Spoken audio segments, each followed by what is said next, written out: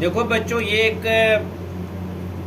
8th class का वर्गमूल, हिंदी में वर्गमूल और इंग्लिश में स्क्वायर रूट का क्वेश्चन है। ये बिल्कुल बाहर का है। क्वेश्चन पढ़ूंगा। एक बिल्डिंग बनाने वाले व्यक्ति एक शहर में जितने गली का निर्माण करेगा, प्रत्येक गली में उतनी ही बिल्डिंग भी होगा। अगर वो 10,024 बिल्डिंग बनाना चाहता है तो और कितने बिल्डिंग बनाने पड़ेंगे जिससे गली की संख्या तथा प्रत्येक गली में गली के संख्या के बराबर बिल्डिंग भी हो। इस क्वेश्चन को समझो। क्वेश्चन कह रहा है कि एक शहर बनेगा, उसमें अगर 250 बिल्डिंग बननी है तो गली भी 250 ही बननी है, लेकिन गली और हर गली में बिल्डिंग की संख्या बराबर होनी चाहिए। एक और उदाहरण से समझो कि अगर वहां पर में 326 गलियां बननी है पूरे शहर में, तो हर एक गली में 326 ही बिल्डिंग भी होना चाहिए।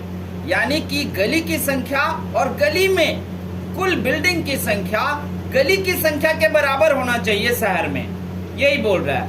तो ये क्वेश्चन बहुत आसान है। ये आपको प्राइम फैक्टर मेथड से नहीं होगा। ये कैसे होगा?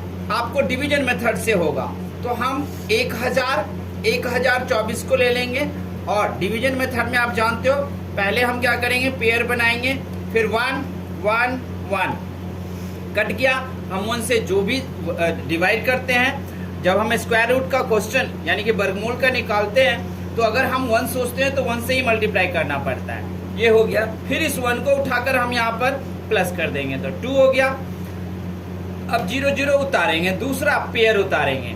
जब सेकंड पेयर उतारा तो वो 0 0 हो ही नहीं सकता, तो फिर एक 0 यहाँ ले लो, एक 0 यहाँ ले लो और 2 4 फिर अब आप ले सकते हो। अब इस 0 की कोई वैल्यू है नहीं, किसी भी नंबर से पहले 0 का वैल्यू नहीं होता।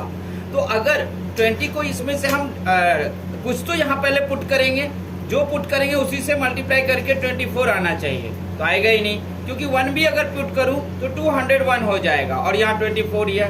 तो आपको ये ध्यान रखना है कि इसने क्या बोला है कि और कितने बिल्डिंग की जरूरत पड़े कि गली और गली में बिल्डिंग की संख्या दोनों बराबर हो। तो उसमें ये एडिंग रूल कहते हैं इसको। एडिंग रूल के हिसाब से आपको क्या करना होता है, अगर वो 0 से लग रहा है तो 1 बढ़ा के 1 से लगाओ।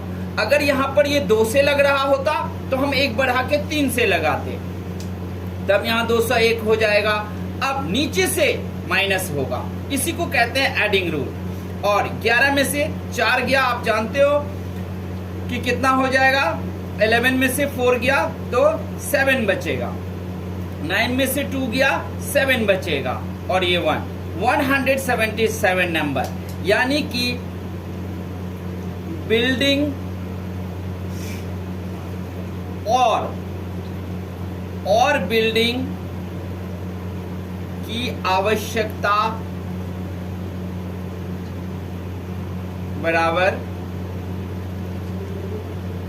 177 बिल्डिंग और चाहिए।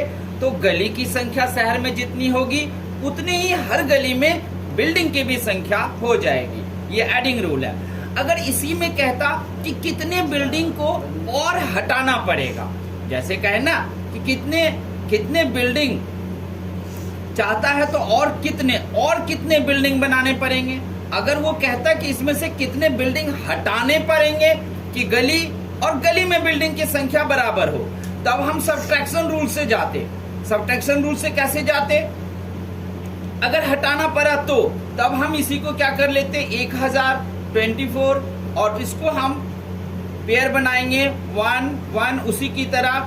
अब यहां से कट गया, 1 प्लस कर देंगे 2 0 0 0 0। फिर अब यहाँ पे 24 है।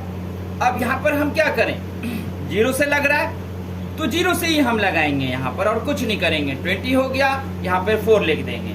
ये क्या है, अगर बिल्डिंग हटानी पड़े तो और कितने पड़ेंगे, तो यहाँ ये है सब्ट्रैक्शन रूल। तो यहाँ पर में क्या आ जाएंगे, हटाए गए बिल्डिंग की संख्या, बिल्डिंग की संख्या बराबर 4। ठीक है ना। तो इस तरीके से अगर आप 1020 कर दोगे तो ये भी आपको निकल जाएगा। तो ये है सब्ट्रैक्शन रूल। हालांकि क्वेश्चन तो इससे रिलेटेड था, इससे रिलेटेड नहीं था। हमने ऐसे ही बताया कि अगर ये है सब्ट्रैक्शन रूल और ये है एडिंग रूल, याद रखना है।